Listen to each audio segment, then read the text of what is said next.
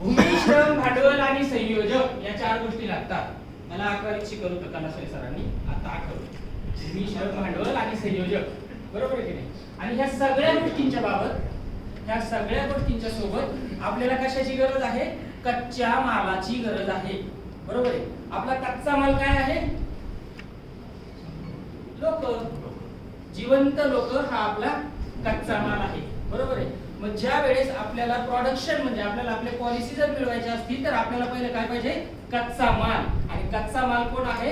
18 ते 50 वयोगटातले सगळे कमावते लोक, बरोबर आहे? सगळे म्हणतोय मी, आजारी असतील तरी चालतील, सगळे लोक आपल्याला पाहिजे आहेत. आपल्यापैकी किती लोकांकडे 100 किंवा त्याच्यापेक्षा जास्त प्रॉस्पेक्टिंगची लिस्ट आहे? वा, छान. 2 सुंदर. अजून 3 4 5. एकच नंबर. टाळ्या वाजवा या सगळ्यांना. ज्याच्या जवळ कच्चा माल त्याचं प्रोडक्शन, आणि ज्याच्या जवळ कच्चा माल ज्याचं प्रोडक्शन त्याची बाजारपेठ, बरोबर? आता बघूया आपण की कच्चा माल असल्यानंतर काय होतं, प्रोडक्शन कसं होतं कंपनीमध्ये. हे बघा, एक मशीन आहे, त्या मशीन मध्ये कच्चा माल टाकल्यानंतर 2 आउटलेट येतात बाहेर, बरोबर? इथून आपण कच्चा माल टाकला, बरोबर? इकडे काय येईल? प्रोडक्शन, बरोबर? इकडे काय येईल मित्रांनो? Raw material, scrap, right? Scrap. प्रत्येक बिझनेस मध्ये स्क्रॅप आहे का? कुठलाही बिझनेस केला तर याच्यात स्क्रॅप आहे का? मग आपल्या बिझनेस मध्ये असणार आहे. मग आपल्याला कोणी ना म्हटलं तर आपण नाराज व्हायची काही कारण आहे? बरं, प्रत्येक बिझनेस मध्ये स्क्रॅप मध्ये त्याचे पैसे मिळतात का? मालकाला मिळतात. स्क्रॅपला सुद्धा भाव असतो. भगवंताने जगामध्ये एकही अशी गोष्ट निर्माण केली नाही की तिची काही व्हॅल्यू नाही. मग आपल्या बिझनेस मध्ये सुद्धा आपण प्रॉस्पेक्ट एकदा टाकले मशीन मध्ये की एकीकडे आपली पॉलिसी सेल होईल, हे झालं आपलं प्रोडक्शन. आणि ज्या लोकांनी आपल्याला नाही सांगितलं ते झालं आपलं स्क्रॅप. या स्क्रॅप पासून सुद्धा काही दिवसानंतर आपण काम मिळवू शकतो, पॉलिसी मिळवू शकतो. म्हणजे आपल्याला जर कोणी नो म्हटलं तर आपल्याला नाराज व्हायचं काही कारण आहे का? नाही, बरोबर. आता मगाशी आपण पाहिलं की एक वकील काय करतो, रोज ऑफिस मध्ये जातो, कोर्टात जातो. एक डॉक्टर काय करतो, रोज ठराविक तास ठरलेले दवाखान्यात जातो, हॉस्पिटल मध्ये जातो. एक इंजिनियर रोज त्याच्या कंपनीमध्ये जातो. सॉफ्टवेअर इंजिनियर लॅपटॉप घेऊन बसतो, तो तर यायची त्याची वेळच नसते. कोरेगा वेळे घेऊन जाणारे जे आहेत ते 5 वाजता घरी येतात, तर लॅपटॉप वाले तर 10 वाजले तरी पत्ता नसतो, बरोबर आहे की नाही? म्हणजे हे सगळे लोक प्रामाणिकपणे रोज कामावर जातात. आपण जातो का? किती वेळ जातो आणि कसे जातो? म्हणजे आपण काय केलं पाहिजे? सातत्य आपल्या बिझनेस मध्ये टिकवलं पाहिजे, बरोबर? सातत्य.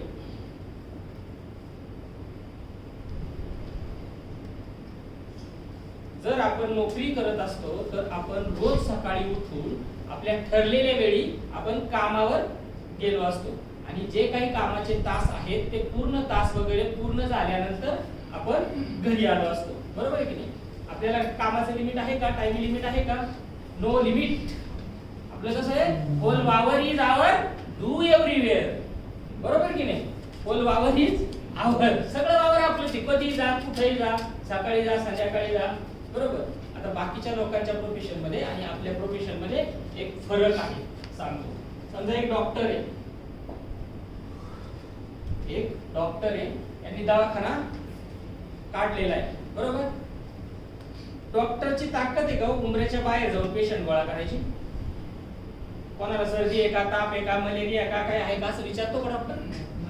नाही, त्याच्यात ताकद नाहीये. एक वकील आहे, एक वकील आहे, तो विचारतो का? विचारतो, पण त्याची विचारण्याची ठिकाणं वेगळी आहे. वकील सुद्धा विचारतो, डॉक्टर नाही विचारतो, पण वकील नक्की विचारतो. ज्यावेळी ऍक्सिडेंटच्या केसेस घडतात आणि हॉस्पिटलमध्ये पेशंट असतात त्यावेळी वकील हा स्वतःहून त्या लोकांकडे जातो की मी तुमची केस सेटल करून देतो, मला तुम्ही एवढे पैसे द्या. आहे अनुभव हा कोणाला? आहे, राईट? आहे. म्हणजे एक वकील डिग्री घेतलेला माणूस सुद्धा त्याच्या प्रॉस्पेक्टच्या शोधात तो घराच्या बाहेर पडतो, बरोबर आहे की नाही? पण ठराविक ठिकाणी जा, कोणाकडे नाही जाऊ शकत, बरोबर? तशीच एखाद्या सीए ची कंडिशन आहे, हा सीए सुद्धा घराच्या त्याच्या ऑफिसच्या बाहेर पडू शकत नाही. जे त्याच्या उंबऱ्याच्या आत येतील ऑफिसच्या तेवढेच लोक याचे क्लायंट बनू शकतात, बरोबर? परंतु एक इन्शुरन्स ऍडवायझर, एक इन्शुरन्स ऍडवायझर, सांगा बरं आजपर्यंत अशी कधी तुम्ही ऐकले का? अमुक अमुक मोठा एजंट अमुक अमुक मोठ्या पार्टीकडे गेला, त्या पार्टीला राग आला, त्यांनी गन घेतली, फाट दिशी ठोकला, असं झालंय आतापर्यंत कधी? कधीच नाही झालं ना, बरोबर आहे की नाही? मोठ्या पार्टीकडे जायला आपल्याला भीती वाटते की नाही? तो काय म्हणे, त्याच्याकडे किती जण गेले असतील? अरे त्याच्याकडे कोणीच गेलेलं नाहीये, तुझ्यापेक्षा पुढचा विचार बाकीच्यांनी याबद्दल केलेला आहे. बरं गेलं तर काय बोलायचं, तो आपल्याला काय बोलेल, बरोबर? आजपर्यंत असं कधी पाहिले का तुम्ही जंगलामध्ये वाघ आणि वाघाला खाल्लं, असं झालंय का कधी? वाघ वाघाला घाबरतो, पहिले सिंह सिंहाला घाबरतो, लांडगा लांडग्याला घाबरतो, असं झालंय की कधी? कधीच नाही झालं ना. मग माणूस माणसाला का घाबरतो, बरोबर आहे? आजपर्यंत LICच्या 65 वर्षाच्या इतिहासामध्ये असं एकही उदाहरण नाही की एखाद्या एजंटला एखाद्या पार्टीनी भोकसलाय, सांगा भोकसलाय का?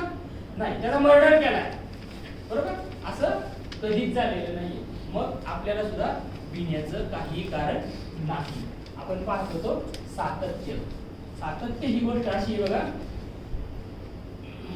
धबधब्याचं पाणी उंच डोंगरावरून खाली पडतं आणि डोंगरावरून खाली पाणी पडत असताना खाली काळा कभिन्न खडक असतो. तो खडक इतका कठीण असतो की लोखंडाच्या घनाने त्याचे 2 तुकडे केले तरीही त्याचे 2 तुकडे होऊ शकणार नाही. परंतु धबधब्याचं पाणी सातत्याने त्या खडकावर पडल्यानंतर त्या काळ्या घोर खडकाचे 2 भाग करण्याची ताकद त्या मृदू पाण्यात आहे. इतकी गोष्ट सातत्यामध्ये आहे.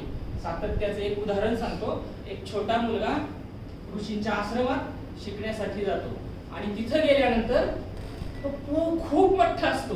ऋषींनी कितीही शिकवलं, गुरुजींनी कितीही शिकवलं, त्याच्या डोक्यातच जात नाही. तो शेवटी वैतागतो, म्हणतो नाही आता मी शिकूच शकत नाहीये, मी एक दिवस पळून जाणार. तो 15 दिवस पळून जाण्याचा तिथून विचार करतो, पण त्याला संधी मिळत नाही. एक दिवस काय होतं की त्याला ही संधी मिळते आणि संधी मिळाल्यानंतर तो त्या आश्रमातून इतका जोरात रात्री पळत सुटतो की सकाळी जेव्हा थांबतो तेव्हा उजाडलेलं असतं. तो खूप दमतो, त्याला प्रचंड तहान लागलेली असते. त्याला दूरवरती एक विहीर दिसते आणि त्या विहिरीवरती त्या बाजूच्या गावातल्या बायका पाणी भरायला आलेल्या असतात. मग तो पटकन तिथे जातो आणि त्यानंतर की मला पाणी प्यायचे आणि पाणी पिल्यानंतर तो असा शांत होतो. बघा, भूक लागलेला तहानलेला माणूस कुणी पण असू द्या, तो काय होतो, एकदा त्याला पाणी आणि अन्न मिळालं की तो शांत होतो, तो गडबड करत नाही. तसा तो शांत झाला आणि तेव्हा विचार करू लागला की आता आपण जायचं कुठं. घरी गेलो तरी पालकांचा मार बसणार आहे, घरी जाऊन सुद्धा आपला काही उपयोग नाहीये, पाठीमागे गेलो तरी आपल्याला गुरुजी बोलणार आहेत. ज्यावेळी माणूस संकटात असतो ना त्यावेळी त्याची बुद्धी फार तीक्ष्ण होते. बसल्या बसल्या त्याच्या डोक्यात विचार आला आणि तो त्या रुटीन बायका ज्या काम करत होत्या रुटीननी त्यांच्या, ती प्रत्येक जण येत होती, घागर हंडा वगैरे काय आहे ते तिथे ठेवत होती थारोळ्यावरती आणि पाणी शेंदत होत्या, त्या घागरीमध्ये पाणी टाकत होत्या आणि निघून जात होत्या. हे सगळं पाहत असताना एक गोष्ट त्याच्या निरीक्षणात लक्षात आली की ज्या दगडावरती त्या पाणी घागर ठेवत होत्या त्या घागरीच्या तिथं खाली उरण पडलेला होता. त्याच्या डोक्यात विचार आला, म्हटलं मी इतका मोठा आहे, मी दुसरं कुठलंही प्रोडक्टिव्ह काम करू शकत नाही, मी डोक्याला चालना देण्याचं कुठलंही काम करू शकत नाही. मग म्हटलं मी ह्या दगडांना हे जे काय म्हणतात त्याला उरण जे आहेत दगडांना जे घट्टे पडलेले आहेत ना, तर ते टाकीने तयार करायचं काम मी करू शकतो. मग त्यांनी त्या काम करणाऱ्या एका मावशीला विचारलं की हे दगडांना जे खड्डे पडलेले आहेत ज्याच्यात तुम्ही घागर ठेवतात हे कोणी तयार केले, हे तयार करायचं काम मला मिळेल का? हा छोटा मुलगा तिथे विचारतो आणि हे विचारत असताना जी पाणी शेंदणारी पाणी भरणारी जी महिला असते ती महिला सांगते, बाळा हे जे पाण्याला दगडाला पडलेले घट्टे आहेत हे घट्टे कोणीही तयार केलेले नसून हे खड्डे रोज आम्ही वारंवार पाणी भरायला येतो, त्यावेळी त्या दगडावरती आमची घागर किंवा माठ हंडा तिथे ठेवतो आणि ते वारंवार सारखं ठेवल्यामुळं ह्या दगडाला आवरण हा गड्डा पडलेला आहे. चटकन त्याच्या डोक्यात क्लिक होतं की अरे जर साध्या घागरीने, मातीच्या घागरीने किंवा एखाद्या धातूच्या घागरीने जर काह्या दगडाला सुद्धा घट्टा पडत असेल, व्रण पडत असेल, तर मी एक माणूस आहे, मी जर सातत्याने प्रयत्न केले तर मी सुद्धा शिकू शकतो. मग हा मुलगा तिथून पळत ऋषीच्या आश्रमामध्ये गेला. गुरुजींना त्यांनी झालेला इतिवृत्तांत सांगितला आणि सांगितल्यानंतर गुरुजींनी त्याच्या डोक्यावरून हात फिरवला आणि हा मुलगा पुढे संस्कृतचा व्याकरणकार पाणिनी झाला.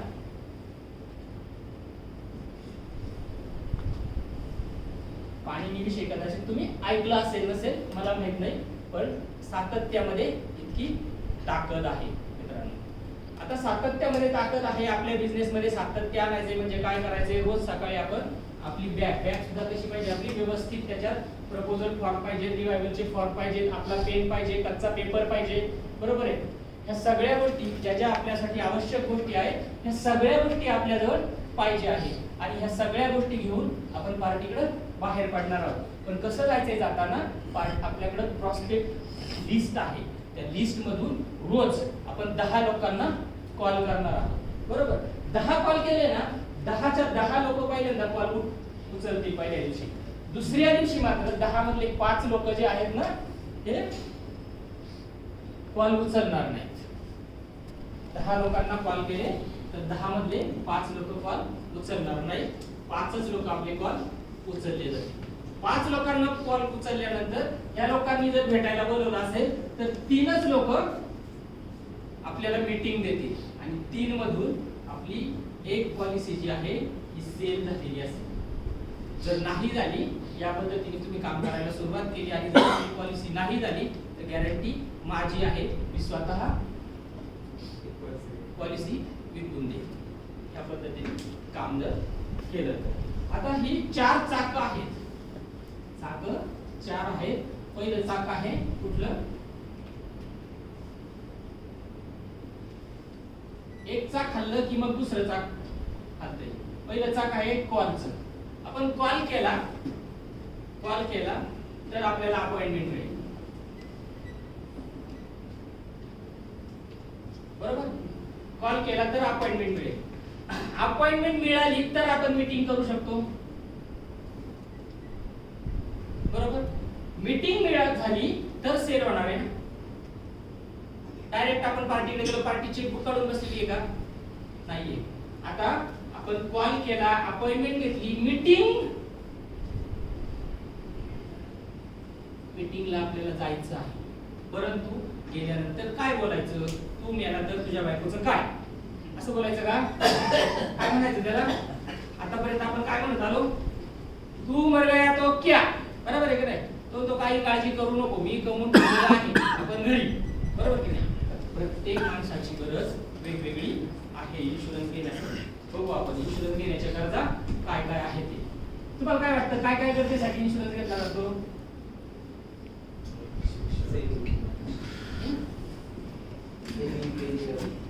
नाही, सगळे जे आहेत सुपरवाइज होते. इन्शुरन्स पॉलिसी घेण्याचं कारण काय, लोकांनी आपल्याकडून पॉलिसी का घ्यावी सांगा.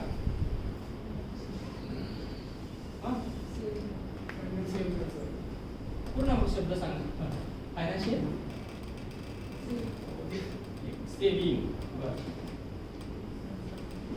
इथं बँक आहे, सेविंग जर करायची तर बँक आहे, म्युच्युअल फंड आहे, बरोबर आहे, किंवा पोस्ट ऑफिस आहे, विशी आहे, त्याच्यात तर जास्त पैसे मिळतात. इन्शुरन्स म्हणजे विमा. विमा काय घेतला पाहिजे, आपण विम्याच बोलतोय नसेल. विम्याची पॉलिसी आपल्याकडून त्यांनी कुठल्या कारणासाठी घेतली पाहिजे, कारण त्यांची जी फायनान्शियल कंडिशन असते ना ती कुठेतरी कमकुवत होऊ नये आणि त्यांनी जे कमवलेलं असतं ते कुठेतरी होऊ नये, त्याच्यामुळे पॉलिसी काढणं खूप गरजेचं आहे. कधी फायनान्शियल कंडिशन कमकुवत होऊ शकते, 50 वर्षाच्या पुढे गेल्याच्या नंतर मला 50 वर्षाच्या पुढे फायनान्शियल कंडिशन नाही काही होऊ शकत. समजा एखादा माणूस बिझनेस करतोय, 25शी सुरुवात केलेली, 40 पर्यंत 10 कोटीची प्रॉपर्टी तयार केली, आता त्याच्याजवळ 15 वर्षाचा अनुभव आलाय, तो पुढच्या 20 वर्षामध्ये 25 कोटीची पण प्रॉपर्टी तयार करू शकतो. बरोबर आहे? हेही कारण योग्य नाहीये, सेव्हिंग पण योग्य नाहीये. मग तुम्ही जर सगळेजण जाताय तर सांगताय काय पार्टीला पॉलिसी का घ्यायची? का घ्यायची पॉलिसी असं सांगताय? वय झाल्याच्या नंतर काय वय वय म्हणजे हे झाल्यानंतर रिटायरमेंटसाठी सेव्हिंग करा, बरोबर की नाही? परंतु याच्यामध्ये आपल्याला रिटायरमेंट सेव्हिंगला अजून पण ऑप्शन भरपूर आहे ते, बरोबर आहे? इथंच काय करायचंय आपल्याला? पीपीएफ आहे, म्युच्युअल फंड आहे, बँक एफडी आहे, काय आहे? रिस्क कव्हर आहे, रिस्क कव्हर आहे, म्हणून आपण सेव्हिंग करायचं आहे. चला अजून काही वेगळे आहेत का? पट पट पट पट पट. ठीक आहे, चला बघूया आपण. पहिलं कारण आहे इन्शुरन्स घेण्याचं, ते आहे इन्कम प्रोटेक्शन. Income protection. मी एक इंजिनियर आहे, मला 50,000 रुपये पगार आहे, माझी चौकोनी कुटुंब आहे, माझ्या घरात मी, मिसेस, पप्पू, पिंकी, मम्मा, पप्पा आणि मम्मी असे 4 जण राहतात, त्यांच्यासोबत आई वडील पण आहे. ते असं 6 माणसाचं कुटुंब आहे. या 6 माणसामध्ये मी फक्त कमावती व्यक्ती आहे, बाकी कोणीही मिळवत नाही. माझे 50,000 रुपये ही माझ्या कुटुंबाची गरज आहे, बरोबर? जर ते 50,000 घरात नाही आले तर बाकीच्यांचे फायनान्शियल प्रॉब्लेम होतील की नाही? होणार. अशी कुठली गुंतवणूक आहे की त्या गुंतवणुकीमध्ये आपण पैसे गुंतवल्यानंतर घरातला करता माणूस गेल्यानंतर त्या कुटुंबात पैसे येतील? अशी आहे का ऑल इंडियामध्ये किंवा ऑल वर्ल्ड मध्ये कुठली एखादी स्कीम? समजा घरातला करता माणूस गेला आणि तो माणूस गेल्यानंतर त्याचा पगार त्याच्या घरात येईल, अशी कुठली स्कीम आहे का? बरोबर आहे? कुठलीच स्कीम नाहीये, फक्त ओनली एलआयसी, दुसरं कोणीच देऊ शकत नाही. म्हणून पहिलं कारण काय सांगायचंय विमा घेताना पार्टीला? इन्कम प्रोटेक्शन, बरोबर? पहिला प्रश्न पार्टीच्या घरात गेल्यानंतर असा विचारायचा आहे की समजा आपण रात्री झोपलो आणि सकाळी उठलोच नाही, बरोबर? तर इन्कम प्रोटेक्शन म्हणजे आपला पगार आपल्या पश्चात आपल्या घरात कोण आणून देईल असं तुम्हाला वाटतं का? एक स्वतःचं व्हिजिटिंग कार्ड घ्यायचं. कोणाचं व्हिजिटिंग कार्ड आहे आता? बघू, दोन्ही बाजूने प्रिंटेड असेल ना?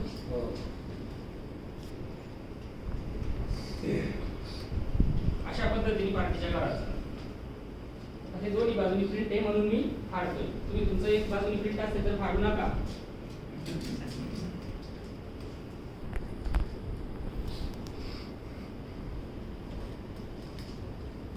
आपण पार्टीकडे गेलोय, पार्टी काय म्हणते? मला इन्शुरन्सची गरज नाही. ठीक आहे, तुम्हाला इन्शुरन्सची गरज नाही हे आम्हाला माहिती आहे, परंतु इन्शुरन्सची गरज कोणाला आहे ते आम्ही तुम्हाला सांगायला आलेलो आहे. ठीक आहे? ठीक आहे मॅडम?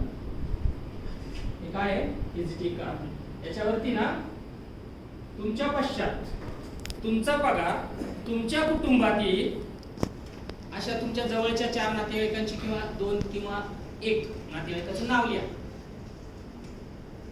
थोडंच नाही, बघा कोणीतरी असेल, भाऊ असेल, मेवणा असेल, साडू असेल, बरोबर आहे नाही? पुतणे असेल, जावई असेल, मुलगा असेल, तुमचा पगार तुमच्या घरात आणून देईल. नक्की नाही? हे कार्ड इकडून दाखवायचं मग पार्टीला आणि त्यांना सांगायचं की फक्त ही एकमेव कंपनी आणि हा एकमेव ऍडवायझर तुम्हाला याच्याविषयी मार्गदर्शन करू शकतो. तुम्हाला ऐकायला आवडेल? पार्टी घरातून बाहेर काढील आपल्याला? काढील का? नाही काढणार ना. आणि तेच जर मी म्हटलं हो मी आत्ताची एजन्सी घेतली, 11 झाल्यात माझ्या, 11, एक पॉलिसी पाहिजे मला, एक. तो काय म्हणेल? अख्ख्या 33 कोटी 133 कोटी मध्ये मीच सापडलो का रे बाबा तुला? बरोबर आहे का? असंच बोलेल ना. 135 कोटी. म्हणून पहिलं कारण जे आहे विमा देण्याचं ते आहे इन्कम प्रोटेक्शन. आता दुसरं कारण पाहूया आपण, जे घनवट साहेबांनी सांगितलं, रिटायरमेंट.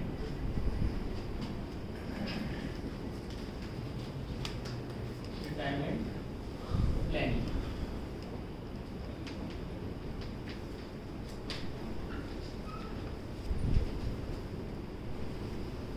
रिटायरमेंट प्लॅनिंग ह्याविषयी आपण थोडस बघूया. प्रत्येक माणसाला रिटायरमेंटची गरज आहे. का गरज आहे? कारण वयाच्या 25 मध्ये माणसाने एकदा इन्कम मिळवायला सुरुवात केली, तो 60 पर्यंत सातत्याने इन्कम मिळवत राहणार आहे. आणि तो हे जे इन्कम आहे हे सगळं इन्कम आपल्या कुटुंबासाठी मिळवत असतो. आणि हे मिळवत असताना एक दिवस असा येतो की ज्यांच्यासाठी करत होता ते सगळे सक्षम झालेले असतात. जसं घरट्यातलं पाखरू उडून जातं की नाही, तसं ती मुलं सुद्धा त्यांच्यावरती डिपेंड राहत नाही. आणि ही व्यक्ती त्यावेळी इन्कम लेस झालेली असते. ज्या वेळेस माणसाकडे भरपूर पाणी असते तेव्हा पाण्याची किंमत नसते, तसंच ज्यावेळी भरपूर पैसा असतो माणसाजवळ त्यावेळी त्याला त्या पैशाची किंमत वाटत नाही. परंतु झरा जो आहे, इन्कम स्रोत जो आहे तो बंद झाल्यानंतर मग माणसाला त्या गोष्टीची जाणीव होते. वय वर्ष 25 ला माणूस नोकरीला लागला,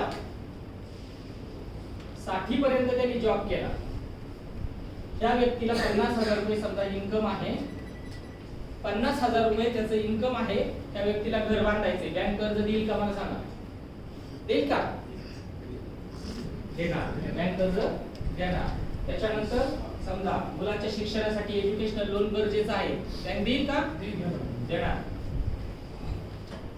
त्या व्यक्तीला सेव्हिंग करायचे, सेव्हिंग करण्यासाठी सुद्धा आपल्याला लोन मिळू शकतो. मिळेल का? मिळेल. बरोबर. त्या व्यक्तीला कुठलीही गोष्ट करायची असू द्या, बिझनेस करायचा असू द्या, त्याला स्वतःसाठी प्रॉपर्टी तयार करायची असू द्या, घर घ्यायचं असू द्या, सोनं नाणं घ्यायचं असू द्या, मुलांचं लग्न करायचं असू द्या, किंवा शिक्षणाचा खर्च असू द्या, या सगळ्यासाठी आपल्याला बँक त्या व्यक्तीला लोन देऊ शकते. परंतु ही व्यक्तीचं वय 60 झालं आणि याचं इन्कम बंद झालं. आता तो बँकेकडे गेला की मी इमानीद्वारे 35-40 वर्ष मी नोकरी केलेली आहे, मी आतापर्यंत जेवढं कमवलं तेवढं सगळं कुटुंबावरती खर्च केलं, आता माझे खायचे प्यायचे वांदे आहेत, मला तुम्ही किती लोन द्या सांगा. कोणती बँक लोन देईल? इन्कम पण झालं. बरोबर आहे, नाही देणार ना. कोणतीही बँक आपल्याला लोन देणार नाही. एक सुंदर स्टोरी सांगतो थोडक्यामध्ये. एक सुंदर असं छोटस आटपाट नगर होतं आणि या नगरामध्ये दर 5 वर्षांनी राजाची नेमणूक करायची.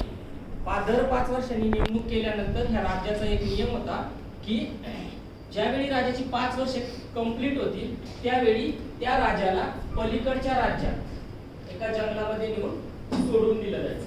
बरोबर. आणि तिथं गेल्यानंतर मात्र कोणी मानवी वसाहत नाही, संपूर्ण जंगल आहे. मग तिथं त्या राजाला ठेवल्यानंतर तो थोड्या दिवसामध्ये तिथं मरून जायचा, 10-15 दिवसापेक्षा जास्त जगायचा नाही.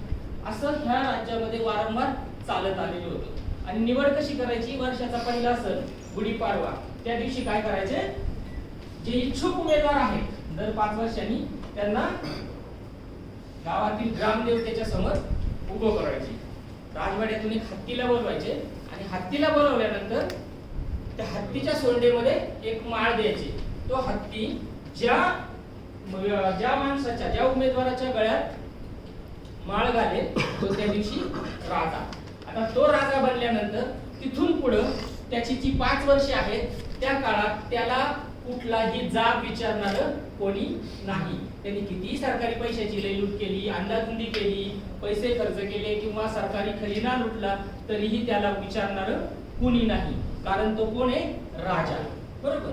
परंतु 5 वर्ष कंप्लीट झाल्यानंतर त्याला ज्यावेळी त्या पलीकडच्या राज्यात एका बेटावरती जायला लागायचं त्यावेळी तो असा गायवाया करायचा, मला इथंच राहू द्या, तुमच्यात राहू द्या, मला बेटावरती नेऊ नका. लोक म्हणायचे तू खूप मजा केलेली आहे, तुझी जागा तिथंच आहे. मग त्याला साखळीने बांधून, दोरीने बांधून एका होडीत टाकायचे, मोठमोठे वाद्य वाजवायचे की त्याचा आरडाओरडा लोकांना ऐकू येऊ नये आणि त्याला होडीत बसून पलीकडच्या तीरावरती नेऊन सोडून द्यायचे. वर्षानुवर्षे या राज्यामध्ये असंच चाललेलं होतं, खूप वर्ष असंच चाललेलं होतं. आणि तरी पण राजा व्हायची प्रत्येकाला इच्छा होती. जसं की आपण बॅचलर मुलाला सांगतो, बाबा रे लग्नाच्या फंदात पडू नको, पण तो पडतो. बरोबर आहे की नाही? तसं या राज्यामध्ये प्रत्येकाला राजा व्हायची इच्छा होती. नव्हती, जरी त्याला बेटावर जायचं होतं तरी पण त्याला इच्छा असायची. आता सगळेच राजे सारखे नसतात, कोणीतरी एक वेगळा असतो. असाच एक राजा या राज्यामध्ये वेगळा जन्माला आला आणि ज्या दिवशी तो राजसिंहासनावरती बसला त्या दिवसापासून त्यांनी जनतेची प्रचंड सेवा केली. कुठल्याही 1 रुपयाची अफरातफर केली नाही. पूर्ण राज्यातल्या लहान थोर स्त्रिया, बालक, पशु पक्षी ह्या सगळ्यांची काळजी घेतली. अगदी त्या राज्यातल्या त्याच्या एरियातल्या पशुधन आणि पशु पक्षी किंवा निसर्गाची सुद्धा त्यांनी काळजी केली. इतकं सुंदर राज्य त्यांनी 5 वर्ष केलं. बरोबर. आता असं 5 वर्ष राज्य केल्यानंतर असा राजा कोणाला नकोय का? प्रत्येकाला हवा हवासा असा राजा आहे. मग हे राज्याने चालू केल्यानंतर प्रत्येक माणसाला असं वाटायला लागलं की पुढच्या पंचवार्षिकसाठी आपल्याला हाच राजा पाहिजे. लोकांच्या मनात विचार गळत होते. आणि दुसरीकडे राजाचे फक्त 15 दिवस बाकी उरले होते 5 वर्ष पूर्ण व्हायला. आता हे 5 वर्ष पूर्ण व्हायला 15 दिवस बाकी होते. राजाने अगोदरच राज्यामध्ये दळवंडी पिटवली आणि सांगितलं की अमुक अमुक दिवशी, आजपासून 15 दिवसानंतर अमुक अमुक तारखेला अमुक अमुक दिवशी माझा कार्यकाळ संपतो आहे. त्यामुळं ह्या 15 दिवसामध्ये तुम्ही सर्वांनी मला भेटायला राजवाड्यात या. लोकांना प्रश्न पडला, अरे आजपर्यंतचा जो राजा होता ज्याची कारकीर्द संपल्यानंतर आपण त्याला ओढून बांधून फरफटत नेत होतो, तो काय वाया करत होता आणि आपण त्याला तिकडे नेऊन सोडून येत होतो. आपल्या तर मनात असं आहे की हा राजा परत पुढच्या पंचवार्षिकसाठी आपल्याला पाहिजे, परंतु हा राजा स्वतःहून जायला निघाला आहे. हा मायचा लाल कुठं पैदा झाला असा. मग काही लोक शहाणेच होते, त्या राजाला भेटायला गेले राजवाड्यामध्ये. राजवाड्याला भेटायला गेल्यानंतर त्यांनी सांगितलं की महाराज पुढच्या पंचवार्षिकसाठी सुद्धा तुम्ही आम्हाला हवे आहात. राजा म्हटला नाही, हे कॉन्ट्रॅक्ट आपलं कधी ठरलं होतं? 5 वर्षापूर्वी ठरलं होतं. आणि 5 वर्षापूर्वी कॉन्ट्रॅक्ट असं ठरलं होतं की मला तिकडं जावंच लागेल, म्हणून मी इतक्या आनंदाने आता चाललेलो आहे, तर तुम्ही मला आनंदाने निरोप द्या. तरीही लोकांना प्रश्न पडला की महाराज आतापर्यंत तिथून कुणीच इतक्या आनंदाने गेलेलं नाहीये, तुम्ही इतक्या आनंदाने का चाललेले आहात? मग त्या राजांनी त्या राज्यातल्या लोकांना सांगायला सुरुवात केली की म्हणे ज्या दिवशी मी राजा झालो आणि सिंहासनावर बसलो त्या दिवशी त्या रात्री मला झोप आली नाही. आणि झोप न आल्यामुळे रात्रभर मी विचार केला की 5 वर्षानंतर आपल्याला कुठं जायचं आहे आणि जिथं जायचं आहे त्याची तयारी मी माझ्या मनात सुरुवात केली आणि योजना दुसऱ्या दिवशी अंमलात आणायला सुरुवात केली. काय योजना होती ती? राजाने 15-20 माणसं पलीकडच्या बेटावरती दुसऱ्या दिवशी पाठवून दिली. त्यांना सांगितलं की इथं थोडीशी जमीन आहे ना, झाडं झुडपं वगैरे तोडून शेतीयोग्य जमीन करा. अजून थोड्या दिवसानंतर शेतीयोग्य जमीन जिथं बनवलेली आहे त्या जमिनीवरती फुलं फळाची झाडं वगैरे लावायला सुरुवात केली. त्याच्यानंतर जे लोक गेले त्यांच्यासाठी छोटी छोटी घरं बांधायला राजांनी सुरुवात केली. आणि ही सगळी सुरुवात करत असताना स्वतःसाठी एक सुंदर महाल सुद्धा बांधून घेतला. हे सगळं पूर्ण करायला 5 वर्ष लागली. 5 वर्षामध्ये राजाने तिकडे एक सुंदर नगर वसवलं आणि हे नगर वसवल्यामुळं राजाची बेटावरच्या लाईफची सोय राजाने करून ठेवली की 5 वर्षानंतर त्याला कुठं जायचं आहे. बरोबर. ही सोय केल्यानंतर मग राजा म्हणतो की आता मी परिपूर्ण आहे, इथं मी फक्त 5 वर्षासाठी राजा होतो, पण पलीकडे बेटावर गेल्यानंतर मी जिंदगी भरासाठी राजा आहे. बरोबर. मग जिंदगी भरासाठी जर मी राजा आहे तर मी आनंदाने का नको जाऊ? मित्रांनो, ही जी स्टोरी आहे ही समाजातल्या प्रत्येक माणसाला लागू पडते. कशी लागू पडते? ज्यावेळी आपलं वय 25 होतं, पहिला पगार आपल्या हातात येतो, त्या दिवशी आपण राजा बनतो. आपण कोणाचंही ऐकत नाही.